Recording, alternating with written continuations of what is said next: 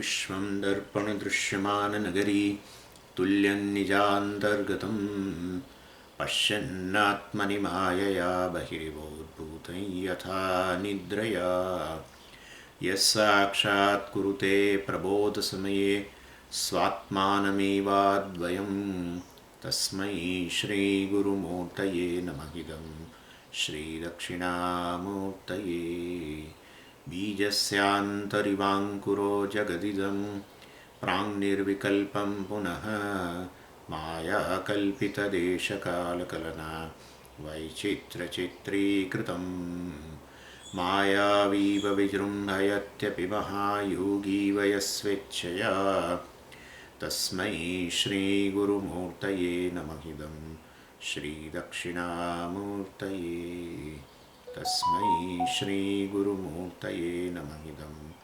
श्रीदक्षिणामूर्तये। ॐ सहना भवतु सहनौ भुनक्तु सह वीर्यं करवावहै तेजस्विनावधीतमस्तु मा विद्विषावहै। ॐ शान्तिः शान्तिः शान्तिः। सदाशिवसमारम्भां शङ्कराचार्यमध्यमाम् अस्मदाचार्यपर्यन्तां वन्दे गुरुपरम्पराम्। ॐ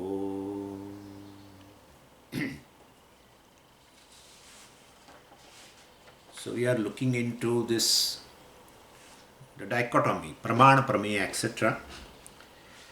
And in that, Nayayika says that pramanam is one category, prameya is another category. Out of 16 categories, these are also categories. And if prameya is known through pramana, then how does pramana is known? And then he says, well, pramana is known through another pramana, and that pramana is known through another pramana, and that pramana is known through another pramana. So it's an avastha. And that is not a right answer, because that's a defect. That argument has a defect called anavastha, infinite regression, because you cannot arrive at a conclusion. And therefore, well, he will have to say either pramana is self-revealing. If pramana cannot be revealed by another pramana, then pramana is self-revealing. And to say that pramana is self-revealing is a wrong thing. He could not answer actually. He knows that pramana is not self-revealing. But he doesn't know what is self-revealing also. And therefore, why he doesn't know? Because he says this consciousness is not a self-revealing thing. Consciousness is a generated thing by the contact between the mind and the self.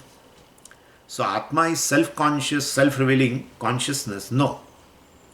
The consciousness is also generated when it comes in contact with the mind. So therefore, he doesn't know what is the answer. What is self-revealing, he doesn't know. And therefore, he could not answer. And other Buddhists also, they could not answer, because they for them also it is momentary consciousness. And momentary consciousness, well, itself dies away. Then how will it reveal pramana? And therefore, there is something called nitya vijnanam, not kshanika vijnanam, is required, which is all the time there, reveals everything. So therefore, all these people could not answer. And then we just in between, we discussed about this Vijnanavadi also, that they say that there is no external world, etc. And then we refuted that thing also. Anyway, so so fundamental question is, what is the presupposition of pramana, prameya, knowledge, experience, everything? So for entire pramana pravrutti, what is the presupposition? So ultimately, well, pramana, well, is revealed through sakshi. But here there is a difference, we will have to note it. And actually the pramana pravrutti, the activity of all the pramanas, called especially here I am talking about the sense organs, the pramana pravrutti is not due to sakshi. No. So that's what we have to now see here. So we are clarifying a certain position by which we will want to reveal that this epistemology discussed in a Vedanta is uncomparable. And so Nayayikas of course could not answer, others also could not answer, but I am saying now pramana pravritti, the activity of the sense organs, is not due to sakshi. It's all due to adhyasa. That's how the whole concept of adhyasa has come. So we can say that ultimately pramana is revealed by self-revealing. That's okay.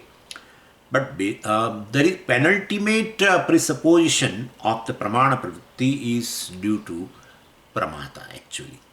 And so that pramata is due to adhyasa. So that little portion which is discussed in a Brahma Sutra, adhyasa bhashyam, I am taking a little bit, not without going, I'm not going into the bhashyam as such.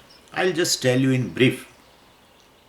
So, basically what happens is the consciousness reveals finally everything. But consciousness reveals, which I discussed of course in 10th chapter of a Panchadashi, which we'll be also seeing later. And the consciousness basically reveals the antakaranam. And consciousness, the whole antakaranam is basically is emerged from consciousness, that we know, and becomes itself is a conscious and functions. So function of a antakaranam is due to revelation of a sakshi. Sakshi reveals it, I mean. And that's how antakarana pravritti takes place. And activity of the antakaranam is nothing but generating the thoughts. And then aham vritti, idam vritti both arises, and definitely they are also revealed by the sakshi in form of a chidabhasa.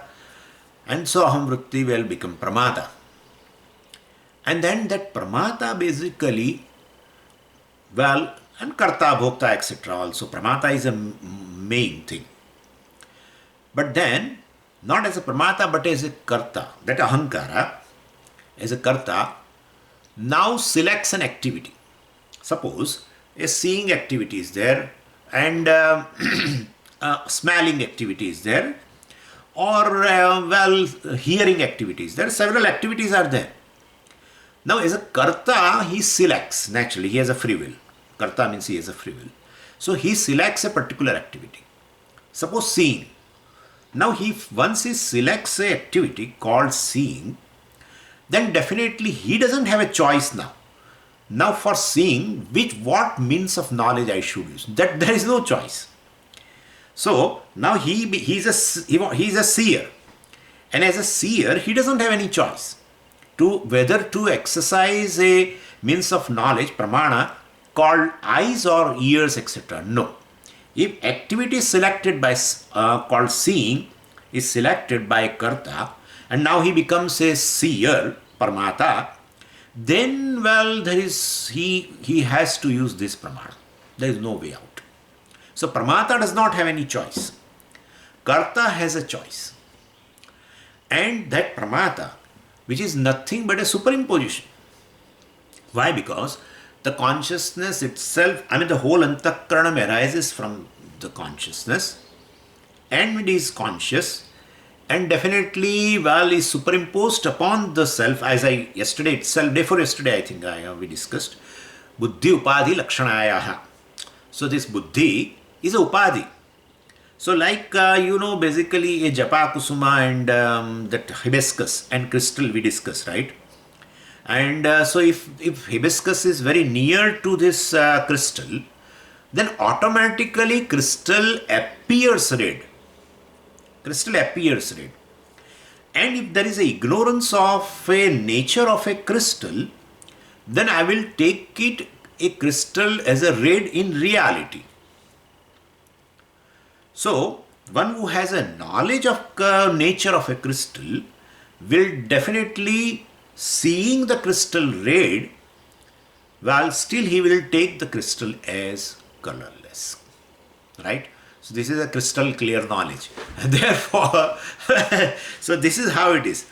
Crystal appearing red all the time, but in his understanding, cognitively, he takes the crystal free from red color. This is called a jnana nishtha, so far as crystal is concerned. Yeah. Same way here. So basically, this buddhi, which is non-separate from the consciousness, the Atma, which arises from the Atma, whose existence is due to Atma, which is illumined by the Atma, and so that buddhi, becomes, that antakaranam becomes a upadhi, like hibiscus to the crystal. Same with this buddhi is a upadhi for the Atma, like crystal. Atma is like crystal. And so now Atma appears as a pramata. Just as crystal appears red, Atma also appears as a pramata. So, and that pramata, definitely selects ahankara, basically, and then ahankara, because pramata, if I say, then selecting the activity will not be on the base of pramata, it will be karta. But anyway, that ahankara, which is superimposed upon Atma now, that ahankara selects an activity, and if it is a seeing, etc., depending upon the seeing activity, he becomes a seer called pramata, or depending upon the activity of hearing, he is called hearer, shrota, etc., and then employs a proper means of knowledge. Naturally, there is no choice in that, and gains a knowledge of a shabda, sparsha, or rupa, etc. So, basically, pramana pravritti, the activity of different sense organs, is due to pramata. That's what I want to convey. Activity of the antakaranam is due to sakshi. Activity of the pramana, sense organs, is not due to sakshi. Ultimately, everything is revealed by sakshi, that's another thing. But right now, activity of the pramana is due to pramata. If pramata is not there, there is no pramana pravritti. If pramana is not there, there is no pramata also. If pramana pravritti is not there, there is no pramata. Suppose my sense organs are there, but not a single sense organ out of the 5 sense organs is active, suppose. Like in a deep sleep state. Then I am no more a pramata. And if I am not a pramata, there is no pramana pravritti. If there is no pramana pravritti, there is no pramata. And therefore they are all the time connected. Sakshi is all the time there, please understand. In absence of a pramana or a pramata, sakshi is all the time there. But then pramana pravritti and revelation of pramana and the activity of a pramana is due to pramata only. And the very pramata is revealed by the sakshi. Naturally, ahamvritti, ahankara, pramata means ahankara. Ahankara is revealed by sakshi. Ahankara pravritti means the activity of the mind in form of generating 2 types of thoughts, ahamvritti, idamvritti, etc. All is due to sakshi. So, due to sakshi, when sakshi reveals antakaranam definitely generates thoughts, both the types of thoughts, and becomes a pramata and pramana later. So anyway, and so now pramata and pramanam pravritti is concerned, they are connected. So for pramana pravritti, for pramata it requires pramana pravritti definitely. Then pramanas are required. Pramana means senses, indriyas are required. And then indriyas are required, then indriyas says we are ready. Okay, show us location. So indriya requires a location called deha. Right? The physical body. They cannot function. We have seen subtle body cannot function without a gross body. In gross body, they have their locations called golakas. Remaining in the golakas, they become active.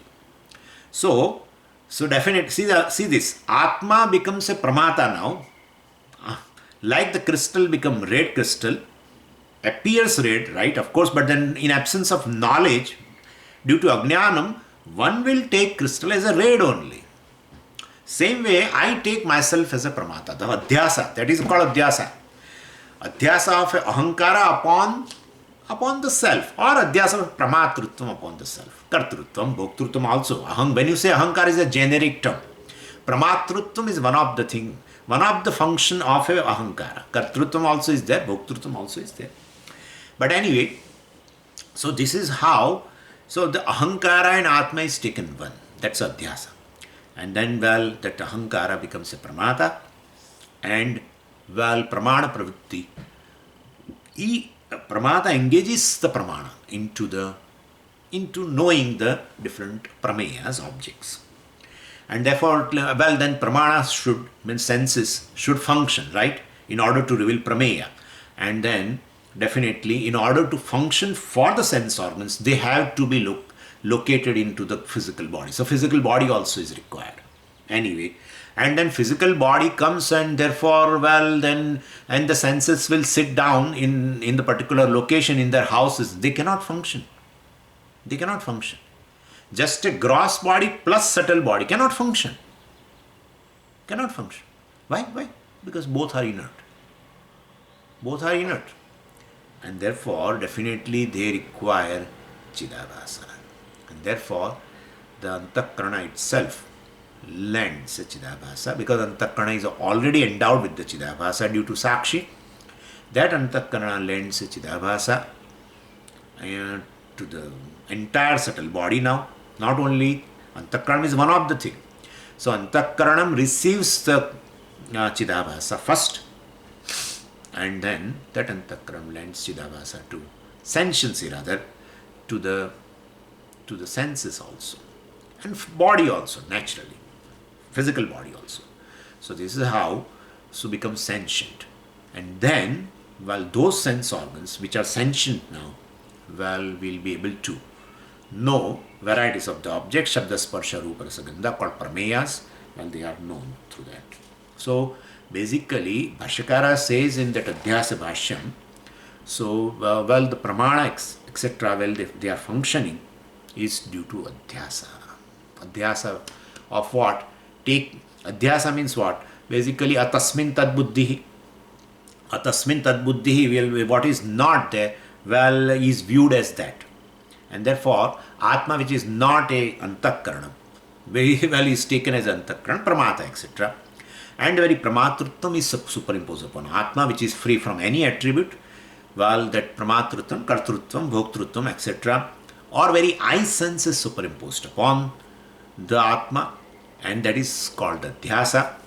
And due to that Adhyasa, now Atma becomes a Pramata as though, and operates Pramana in order to know varieties of the external objects called Prameya. So this is how whole things takes place. So Adhyasa is a penultimate presupposition for Pramana, ultimate presupposition for Pramana Pravritti, or revelation of Pramana is ultimately due to Sakshi. Ultimately, but not directly. Sakshi definitely is required, otherwise where is a question of a Chidabhasa? If Chidabhasa is not there, they are not able to function. Pramata is not able to function. Pramata itself reveals it is a sentient being, conscious being, and therefore that's due to Chidabhasa. And of course, the sense organs, etc. also, and the sentience even in the physical body, etc. is also due to Chidabhasa. So Pramana Pravritti, well, definitely revelation of a Pramana, etc. and the Pravritti activity of the Pramana is due to, well, Pramata, which is Chidabhasa. And Pramata also is a sentient being, conscious being is due to Sakshi. Ultimately, Sakshi is responsible, either directly revealing, either indirectly revealing. So Sakshi reveals Antakaranam directly. Sakshi reveals other things indirectly. So this is how we have to take it. So Bhashyakara says that Dehendriyadishu aham mama abhimana rahitasya pramatrutva anupapаттau pramana pravrittihi anupapattehe nahi indriyani anuktaya pratyakshadi vyavaraha na sambhavati na cha adhisthanamantarena indriyanam pravrittihi sambhavati. All these things are a little I am quoting from Adhyasa Bhashyam. Dehendriyadishu aham mama abhimana rahitasya. Dehendriyadishu, well, to this physical body, mind, sense complex, etc. Aham mama abhimana rahitasya. If there is no identification in form of a I sense or a mind sense, I mean the Adhyasa is not there, Pramatrutva anupapattav. Pramatrutvam is not possible. So Pramata is Adhyasa. And then Pramatrutva anupapattau, pramana pravrittihi anupapattihi. If pramata itself is not possible, pramana pravritti, the activity or of the pramana, sense organs, and revelation of the sense organs will not be possible. Nahi indriyani anuktaya pratyakshadi vyavahara na sambhavati. Well, definitely, if indriyas itself are not there is a question of a pratyaksha vyavahara, etc., perception, etc., will not be possible. And nacha adhisthana mantrena indriyanam pravrittihi sambhavati. So ultimately the adhisthana is required, and that adhisthana is a sakshi only. But if that activity of the pramana, sense organs, well, sakshi does not reveal them directly. Sakshi reveals antakaranam directly. So antakaranam revelation is by sakshi. Antakaranam pravritti, called generating thoughts, also is due to sakshi. And then, well, that once the thought arises, that it will be in the form of a pramata and pramana only. So this is how it is. We have to understand.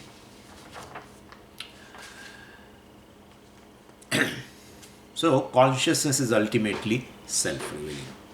So, well, it reveals everything. This is what Bhashyakara's answer ultimately for a pramana also. So, well, it is, it reveals everything. It is not revealed by anything else. That's what the self-revealing is. So, well, this is how we say, Sarvam vastu jnatataya va, ajnatataya va, sakshi bhasyam bhavati. Sarvam vastu. Well, I know that, everything, well, is jnatataya. Either I in form of knowing or not knowing, etc. Well, I know that. I know that something is not known to me, something is not, or something is known to me, either way. I know what I know what I don't know. And therefore, everything is revealed by ultimately Sakshi. And so, this is how a difference between a pramana. So, even though we say Sakshi reveals pramana, I said that Sakshi is self-revealing and therefore pramana is also revealed by the Sakshi. But we have to understand the mechanism accepted in the epistemology of a Vedanta. Sakshi does not reveal sense organs directly through Chidabhasa, through pramata, that's all it means, through ahankara, either way. Ahankara also has due to, it's just aham vrittis, if you say, well, it won't. Aham vritti means definitely Chidabhasa would be there. It's a medium basically. It's a part of antakaranam. It is a medium, so there is a Chidabhasa. So, Sakshi reveals aham vritti means there is a formation of a Chidabhasa. So, it becomes sentient. And that pramata will ultimately, through that Chidabhasa only, the pramana is revealed. So, antakaranam functions on account of consciousness. And well, then definitely such a antakaranam, well, creates a dichotomy called subject, object, pramata, prameya, pramanam, etc. Or drashta, drishyam, etc. Well, then he says drashti, definitely drashta, drishyam, etc. is there. And this then drashti, well, seeing itself is of two types. I'm just giving you a little brief of this. Drashti, that the seeing, is of two types. One is a sensory seeing called laukiki drashti, and other is a paramarthik drashti. So, paramarthik drashti, which is a real, and laukiki drashti is very simple to understand. So, laukiki drashti means, well, we say chakshu sanyukta antakarana vritti. So, antakarana vritti, well, which goes on with the chakshu. Well, we call it laukiki drashti. So, a thought which is endowed with a chakshu rindriya. So, chakshu sanyukta, endowed with the eyes. That's called seeing. That's called laukiki seeing. Laukiki means, well, definitely sensory seeing here. And of course, if sense organs are also not there, well, then definitely the mind itself create a thought, and definitely in absence of the senses also, well, mind can see certain things, right? That also is there. That is also should be included in laukiki. Like I am seeing right now. Suppose if I just close my eyes are not functioning, and I am seeing a Badrinath temple, suppose. So that is also possible.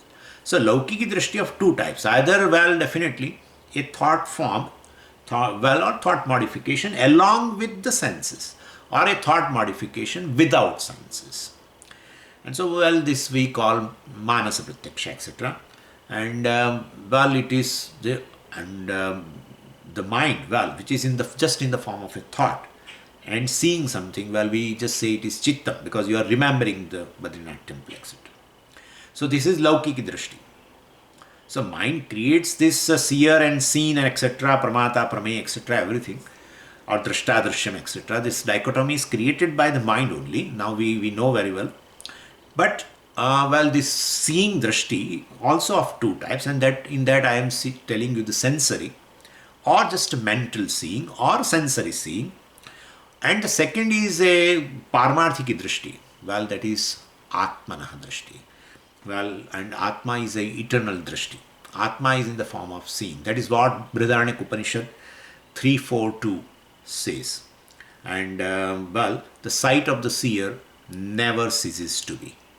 Nahi drashtuhu drashtehe viparilopo vidyate avinashitvat. This Atma's drashti, which is a parmarthik drashti, will never ceases to be. Sensory seeing ceases naturally, and even the mental seeing also ceases, right? In when you go to sleep. But this parmarthik drishti, which is a drishti of a atma, the seeing of a atma seeing never ceases to be. So that's what it has been said there. Nahi drashtuhu drashtehe viparilopaha vidyate. Drashtuhu drashtehe viparilopaha na vidyate. Viparilopaha means ceasing. It never ceases. Drashtuhu drashtehe. So drashta's drashti basically means the atma's drashti, atma's seeing, or the sight of this seer called drashta, called atma, never ceases to be. So these two types of seeing also is there. That is all been said. So atma is a sakshi, ultimately ever reveals everything. And so this is how this atma basically, has a basis in everything, in revealing everything. And that atma alone is functional through this antakaranam. We call atma is functional. Atma is functional as a pramata. Atma is functional. Why do you say functional? Because it does transaction. Pramata does a transaction. Pramata definitely reveals a prameya, etc. through pramana. So pramana pravritti itself takes place because of pramata, I said you, and then reveals prameya.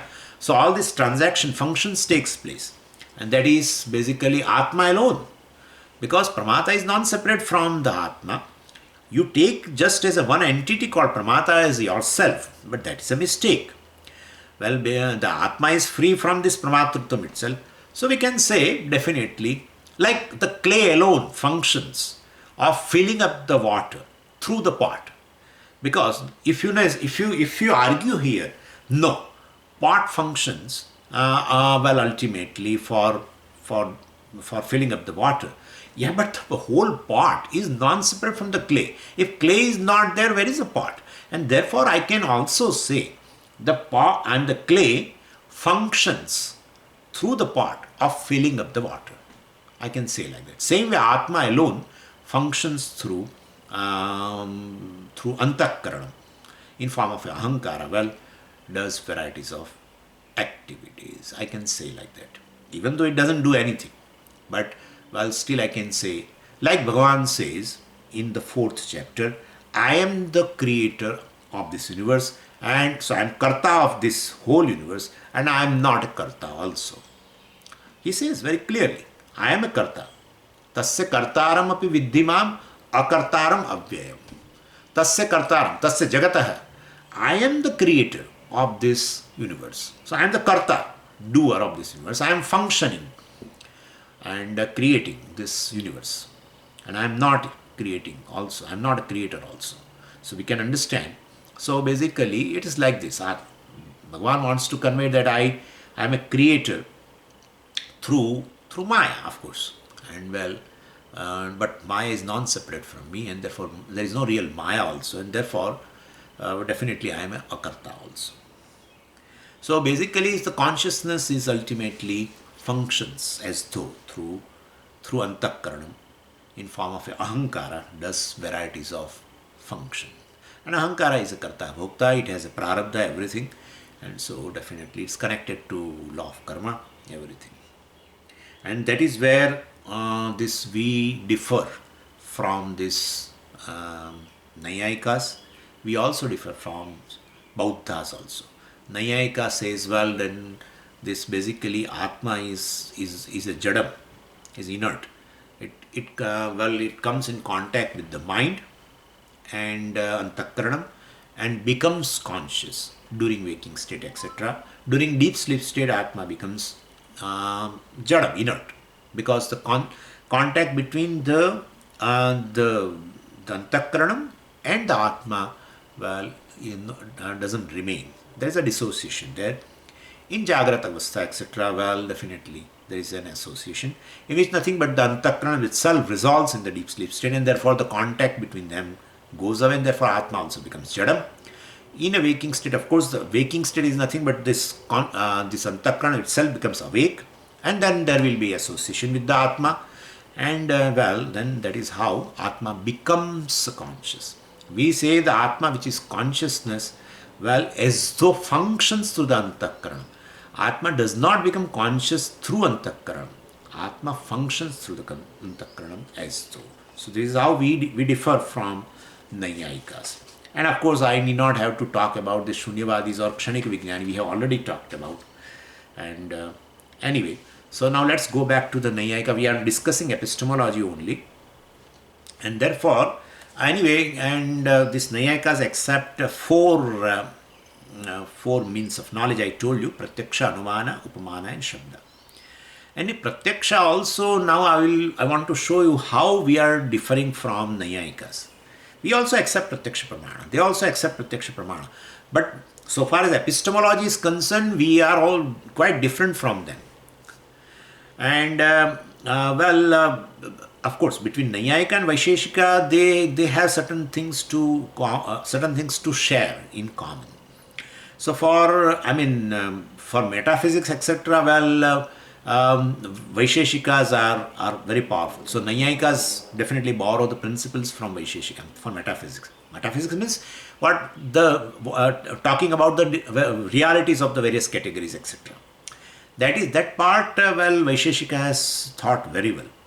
What is the status of a reality? How many realities are, etc. There, Vaisheshikas have done good job. Nayayikas have borrowed, so far as this particular aspect is concerned, from Vaisheshika. Vaisheshikas have borrowed a concept of epistemology, etc., Pramana Vichara, etc., from the Nayayikas, and that is how these two systems go together. Anyway, so he gives a classification of an entire scheme of knowledge here. Anyway, knowledge requires, of course, a subject and object, where both the things will be there. So, but he divides this knowledge, which is generated through these four means of knowledge: Pratyaksha, Anumana, Pramana, and Upamana. So these four means of knowledge he accepts, and definitely those means of knowledge generate knowledge. That knowledge he divides into two. He says the knowledge is in a form of a Anubhava and Smriti. You can easy to understand.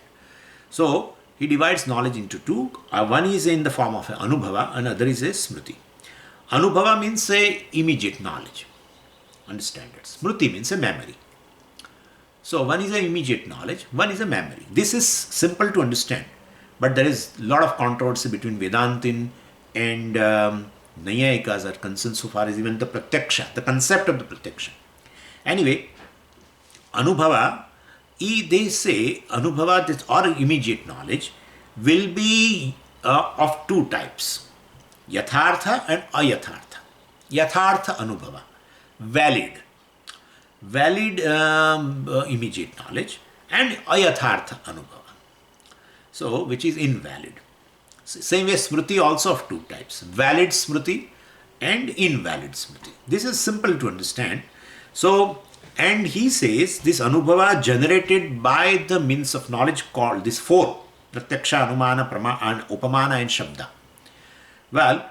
So these pramanas, these four pramanas, when they generate knowledge, that knowledge will be always Yathartha Anubhava, valid knowledge. It's a serious mistake.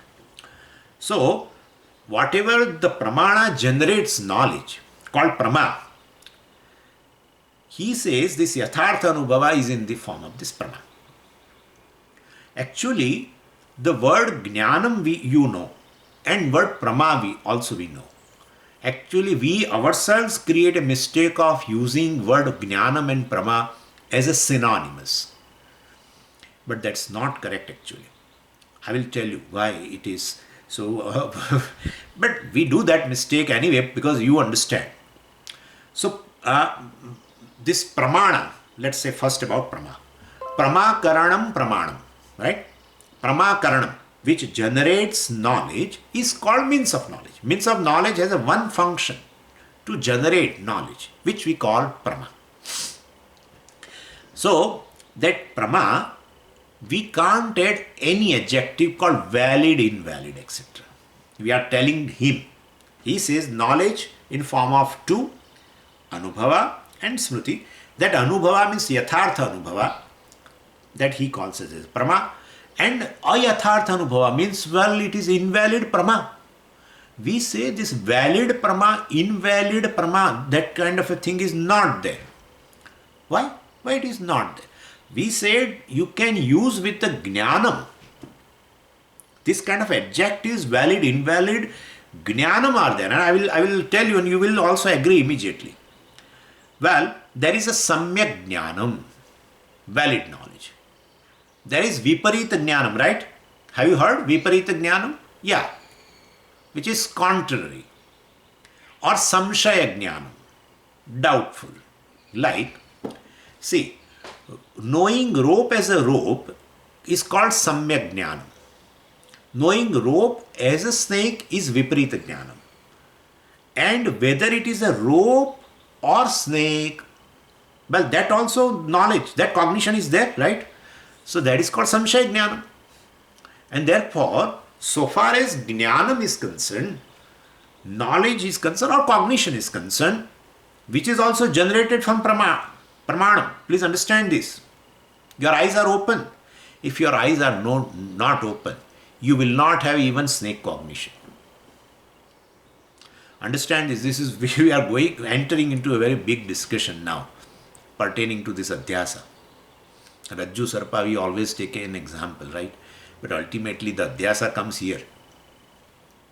What I am saying is, so basically pramana generates knowledge. That is true. Pramana generates knowledge. Cognitions are all based on pramana. But just it is generated from pramana, means all the time valid. That's what Nayayika says we are not agreeing to. We are not agreeing to. Because he uses word prama, pramakaranam pramanam, and well, pramana janitam prama, basically, pramana janya prama. So ultimately generated through the means of knowledge is prama, means a valid knowledge only. We can't say that. We can't say. And in terms of, not word prama, but in terms of jnanam, we know very well that there is a, well, samyak jnanam, valid knowledge, well, invalid knowledge or a doubtful knowledge will be there, which is also generated from pramana. But there are certain external conditions because of which, well, even though pramana generates knowledge, but due to this certain obstacles, the knowledge which is generated, well, is not valid. I will tell you that. Very simple to understand it is also. But anyway, now, so basically jnanam is also generated by pramana, but it may be vitiated by one or more doshas. Like let's come to our example of a Rajju Sarpa. This we have to discuss a big issue. This is a big issue. Rajju Sarpa. It's a bread and butter for Advaiti. All the time. What's the relationship between me and the body? What's the relationship between me, the Atma, and the Jagat? So all these things, ultimately you will have to say Satyamithya relationship, well, Adhyasa Adhisthana relationship. Like what? Like Rajju Sarpa. But what is this Rajju Sarpa? Itself is not clear. The Adhyasa itself, what is this Adhyasa? That's going to come now. And that is where all people are different from each other. All are different. Vishishtadvaitin and Advaitin and Buddhist, and I mean not Buddhist, let's not talk about that, but other, all Astikas. Nayayika say will something else regarding this Rajju Sarpa, we will say something else. Anyway, that's later part, but what I'm saying is, Jnanam is basically generated by Pramana, but it may be vitiated by one or more doshas. In case of this Rajju Sarpa itself, like my eyes are open, and I am seeing also rope, but in a twilight zone. The light is not enough. That's a factor because of which, even though Pramana I am operating, as I am a Pramata and I am operating Pramana, but the knowledge generated becomes a Viparita Jnanam. Clear? Clear? So all the time Pramana generates knowledge. We should be called Prama only, Yathartha Anubhava, valid knowledge only, we can't say. And therefore, then invalid knowledge. Then that's how we say don't use word Prama. Say Jnanam. Samyak Jnanam, Viparita Jnanam, Samshaya Jnanam. Valid knowledge, invalid knowledge, or doubtful knowledge. And so, Pramana all the time generates knowledge. That is the function. But the knowledge which is generated, if it is vitiated by certain doshas, certain defects, then that knowledge will be not valid. If enough light was there, I would have seen rope as a rope. If light is not enough, that's a dosha. Then even though I am seeing, my eyes are contacting a rope. That's how I am using word this. So that is means my eyes are contacting the rope. So Pramana is definitely contacting this Prameya. But then, or let's say Pramata through Pramana contacts Prameya, whatever. But ultimately, due to that dosha, the knowledge which is generated, I will not use word Prama, but I will use word Jnanam, because this is how it is popular. And that Jnanam is not Samyak Jnanam, it is Viparita Jnanam. Or sometimes doubt also may be there. Suppose a person, he may have doubt also initially, that is this a rope or snake? Is this a rope or snake? Etc. That doubt, that also can be there. Or else he may conclude ultimately it is snake, etc. Whatever. So this is how it will be seen here. So every Pramana, he says every Pramana produces basically a valid cognition, etc. Valid knowledge. And that is called Prama, and Nayayika calls it as a Prama means Yathartha Anubhava. Anubhava means immediate knowledge, Yathartha means a valid. So he says like this. Now, so this such a Prama, he says, can be produced not just from Pratyaksha. He says whatever the Pramanas they have accepted, all those four Pramanas will generate knowledge, will be all valid knowledge. Yathartha Anubhava, Prama only. Who says? They say, not we. They say. They means what? Nayayikas. We have started with Nayayika system, and we are discussing in that philosophy one part called epistemology, called Pramana Vichara. In that all these things are there. And that also this Adhyasa will also come, because Adhyasa is nothing but a perceptual error, right? Ultimately. Rajju Sarpa is a perceptual error. So that is also discussed in epistemology only. And Rajju Sarpa we will have to discuss properly. Otherwise, because that's our bread and butter. If Adhyasa is not there, Vedanta is invalid. If we cannot prove Adhyasa, whole Vedanta is invalid. Believe me. That is how Bhashyakara, before he wants to go into the detail of a Brahma Sutra, he first discusses Adhyasa Bhashya. We have to establish Adhyasa. There is something called Adhyasa. There is a superimposition. And therefore, Vedanta is valid. So, Sarve Vedantaha Prarabhyante, he says ultimately in the last line of Adhyasa Bhashyam, he says, Sarve Vedantaha Prarabhyante. Since I have proved the Adhyasa, now I can I can begin the commentary upon this Vedanta, on these Upanishads. Ultimately, Brahma Sutra all discusses Upanishad Vakyam. Anyway, so he says, he uses the word Yathartha Anubhava, Prama, and he says that Prama or Yathartha Anubhava is generated from Pratyaksha, from Anumana, from Upamana, and from Shabda. So this is Shabda Jnanam is always Prama. He says Anumiti.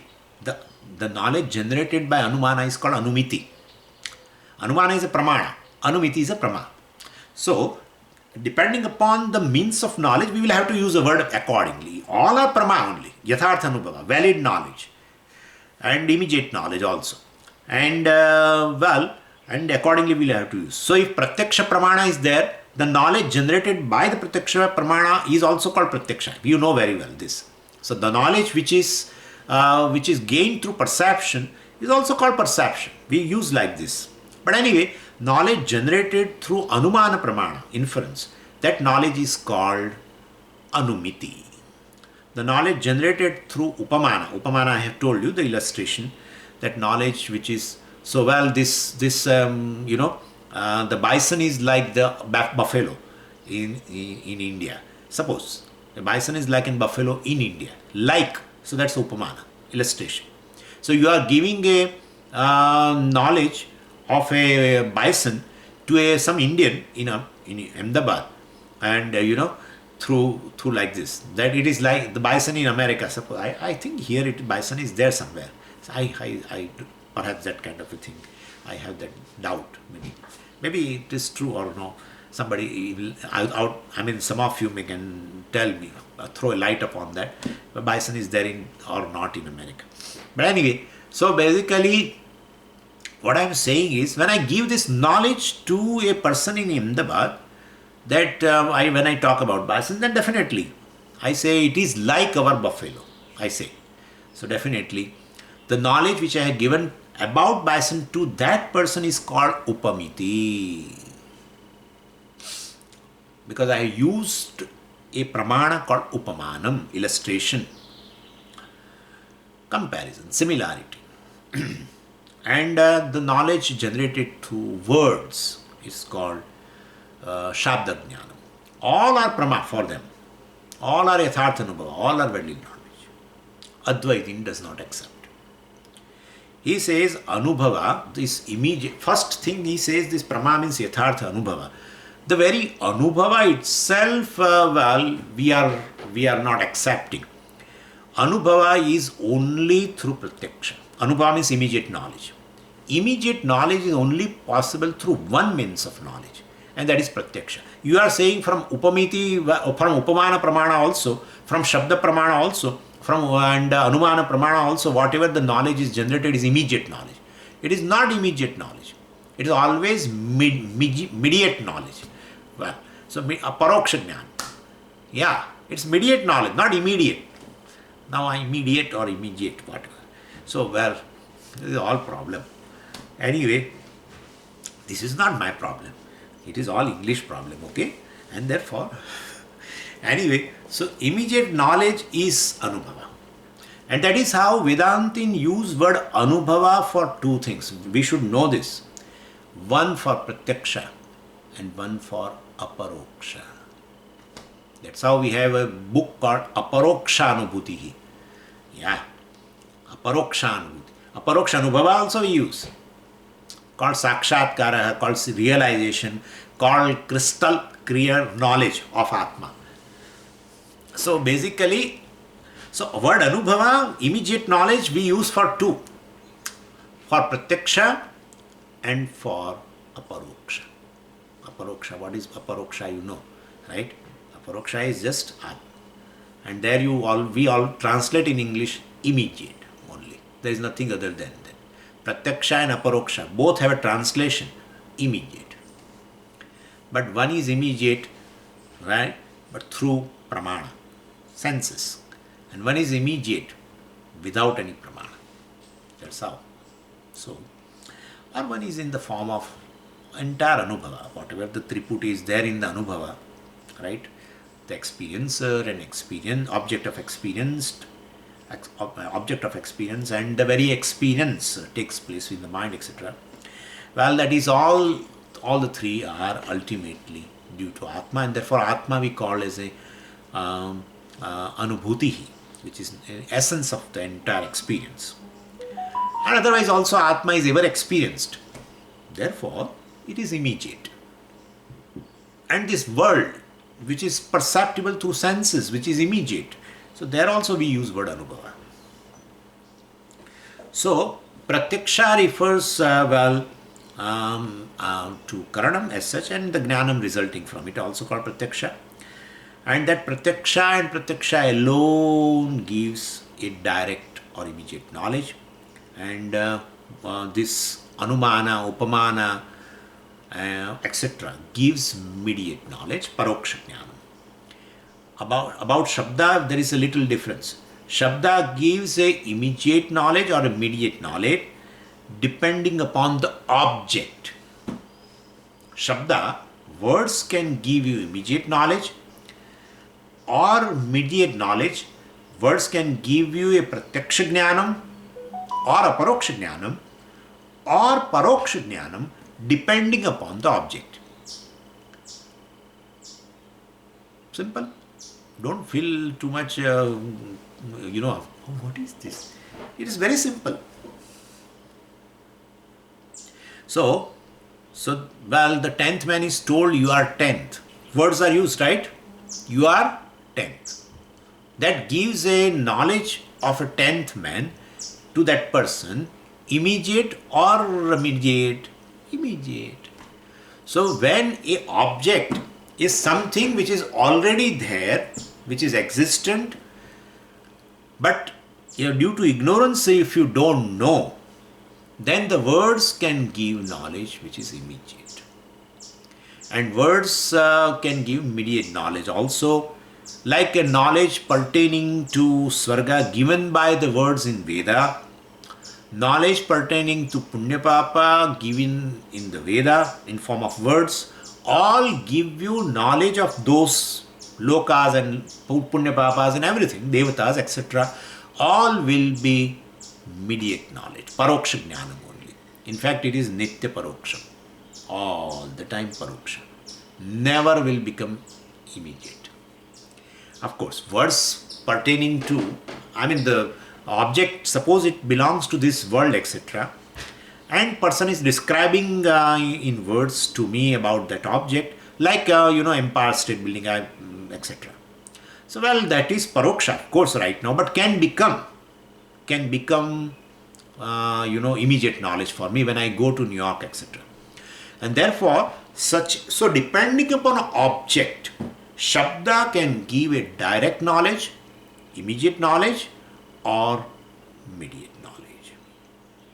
Anyway, and here also in Advaitins there is a difference. There was one Acharya called Vachaspati Mishra.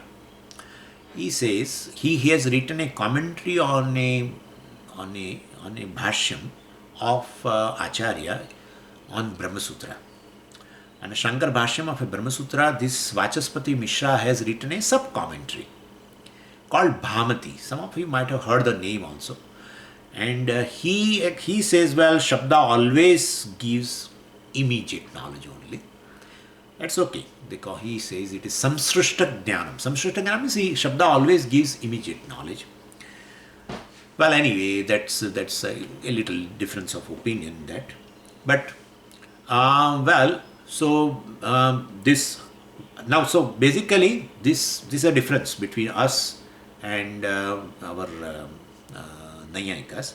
Nayayika says Shabda gives all the time yathartha anubhava. Anubhava means immediate knowledge, yathartha means valid. So Shabda, along with other three means of knowledge, Shabda, Upamana, Anumana and Pratyaksha, all four. Pramana generates always Prama, yathartha anubhava. Direct, immediate, valid, immediate knowledge. We say no. Pratyaksha alone gives immediate knowledge. Shabda gives immediate knowledge depending upon the object. And Anumana and Upamana always give paroksha jnana. Never immediate knowledge. The knowledge of a bison generated in that person in Ahmedabad, given by me, using a pramana called Upamana, right? Similarity between bison and buffalo.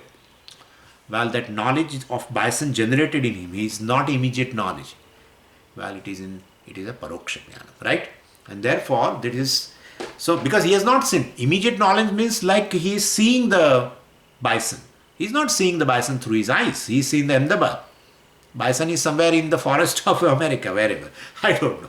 So this is how it is. And now in the words, we have to discuss a little one point. See, a sentence has got words. And words have their own meaning, called padartha. Pada means a word. And meaning of the word is called, meaning means artha. So padasya artha, padartha. So meaning of the words are called padartha. Now, vakya is nothing but, a sentence is nothing but a bunch of words. And therefore, the meaning of the sentence, vakyartha, is nothing but the meaning of words. Because it's composed of words.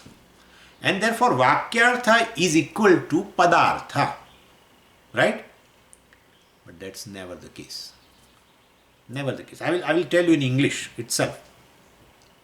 Like, I am going to California in a train for 5 days.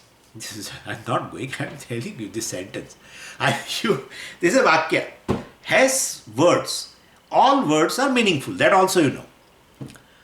But suppose this sentence, which is bunch of words, even though individually every word has a meaning called padartha, but the vakyartha is definitely not just meaning of these words. Suppose I will say like this: days 5,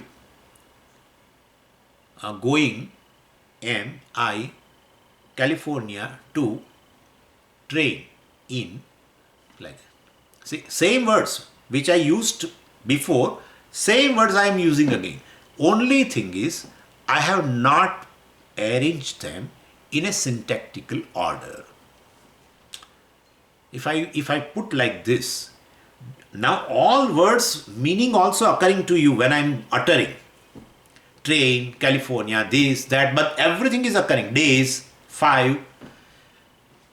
But even though individual words meaning are occurring in your mind, because you don't feel a single word as a meaningless, yet you have not arrived at a meaning of a sentence. So a meaning of a sentence, vakyartha, is always dependent upon the syntactical connection of the words. It should be arranged in such a way so that it will generate a collective meaning called vakyartha. So we have to construe the meaning of, we are able to construe the meaning of a sentence depending upon the rules of syntax, etc. So we know rules of syntax in English language is one, where the subject is kept first, and then you will put immediately the verb, and then you will put a object, then you maybe some predicates, etc. will be there. So all these things will be there. So subject, object, and predicate, etc. In between, before that there is a verb also, etc. So that's a rule. You have to put it accordingly. Then only you will get a meaning of a sentence. Otherwise, individual words also, even if you know the meaning, still you have not arrived at a vakyartha. So padartha and vakyartha are not one thing. Even though sentence is bunch of words, still it is different. Anyway, so even two words also combine to form a sentence. Well, some argues that even one word can be a sentence. One word. Fire.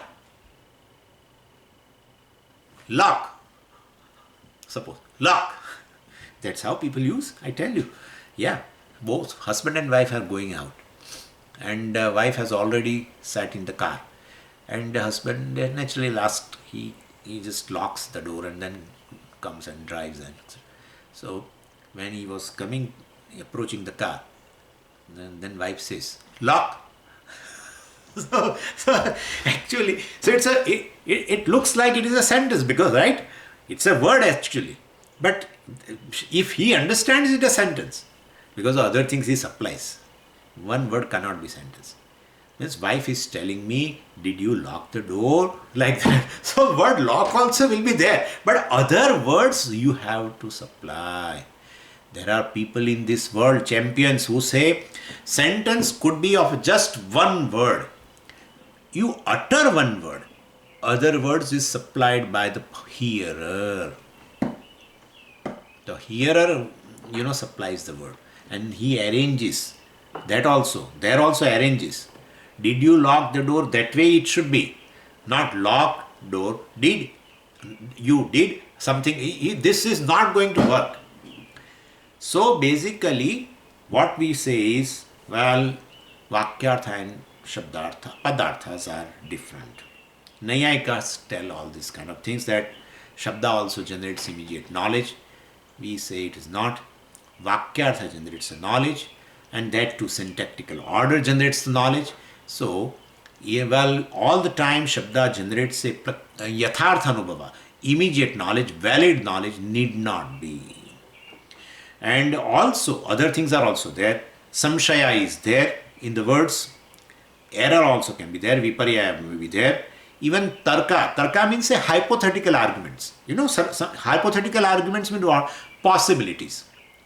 Like, if that is the case, like, this will be the result. Suppose somebody says like this. If that is the case, this will be the result. It's a hypothetical. It's just a possibility that person is explaining. These are all not valid knowledge. This is just a hypothesis. Or it could be an error. Or it could be a doubt. All also expressed by the words. So words all the time give yathartha anubhava, prama. Valid immediate knowledge need not be. We say like this. And so that is how, and even in memory also it is like this. Anyway, so this is a difference between a Vedantin and Nayayika so far as Pratyak Pramanas are concerned. Now I will enter into some little serious topic called Adhyasa. There also, because Pratyaksha we have discussed, and Pratyaksha generates valid knowledge. Then what about a perceptual error? Perception gives immediate knowledge. Then what about this perceptual error, in which you see a rope, you see a snake on a rope, right? So valid Pratyaksha means a valid immediate knowledge. Well, we'll have to discuss this regarding a error in perception. That's called Khyatihi. So we'll enter into a Khyativada. Khyativada means a cognition, perception. In that there is a error. That's what we call Adhyasa also. And regarding that, all philosophers have to say something different. Rajju Sarpa Adhyasa means somebody will say there is a real snake. Somebody says, well, that snake which is real somewhere else is seen. You are not seeing the snake here, you are seeing that snake, etc., etc. Several things are there. Khyativada we call. And that Khyativada will be discussed. Whoever will discuss Brahma Sutra will have to discuss this Khyativada. But anyway, you may hear to other acharyas also. But I am going to discuss so far as our topic is concerned a little bit. And then we'll go to metaphysics. What is the reality? How many realities, etc. are there? Om Purnamadah Purnamidam Purnat Purnamudachyate Purnasya Purnamadaya Purnamevavasishyate. Om Shanti Shanti Shanti Harihi Om Shri Gurubhyo Namaha Harihi Om.